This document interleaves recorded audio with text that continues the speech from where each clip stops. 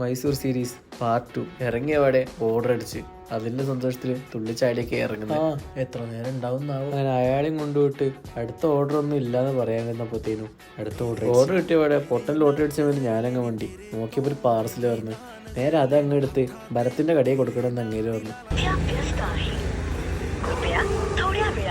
ഭരത്തുണ്ട് നമ്മളും ജാമ്യം കണ്ട് അപ്പുറത്തെ കടയിൽ പോയി ചായ അടിക്കുന്നു. അങ്ങനെ ആ ഓർഡർ കഴിഞ്ഞ് വേറൊരു ഓർഡർ എടുക്കാൻ പോകുന്നതിനിടയിൽ സിഗ്നലിലും വിട്ട് കുറച്ചു നേരം പോയി. ലൊക്കേഷനിലെത്തിയപ്പോ ആ കുതിര പറഞ്ഞു ഞാൻ വരുന്നില്ല മോനെ, ഈ പൊതി അങ്ങ് കൊണ്ടുപോയാൽ മതി. ആ പൊതിയും കൊടുത്ത് പന്തം കണ്ട പിരിച്ചായി നിൽക്കുന്ന പോലെ നിന്നപ്പോ നമ്മളെ അവസ്ഥ ഉണ്ട് റാപ്പിഡ് നമുക്കൊരു ഓർഡർ. അങ്ങനെ അതും പിക്കപ്പ് ചെയ്ത് ഡ്രോപ്പ് ചെയ്ത് വരുന്ന വഴി വേറെ ഓർഡർ ബുക്കാക്കിയ ഒരു കസ്റ്റമർ ക്യാൻസൽ ചെയ്തപ്പോ നമുക്ക് വെറുതെ ഒരു 30 രൂപ തന്നു. അതിനുശേഷം അടുപ്പിച്ച് വന്ന 2 ഓർഡർ എടുത്ത് ഒരു ഓർഡർ ഷേക്കും കുടിച്ച് ഞാൻ നേരെ റൂമിലോട്ട്. അപ്പൊ ഇന്ന് നമുക്കൊരു റൈപ്പ് പ്ലാന്റൈൻ കേക്ക് ഉണ്ടാക്കാം.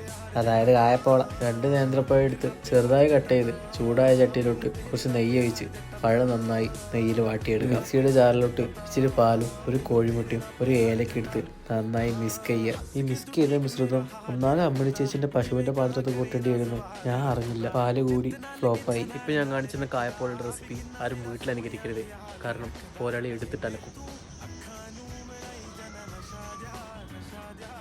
ചെറിയ സങ്കടത്തോടെ പാർട്ട് 3 വീണ്ടും കാണാം.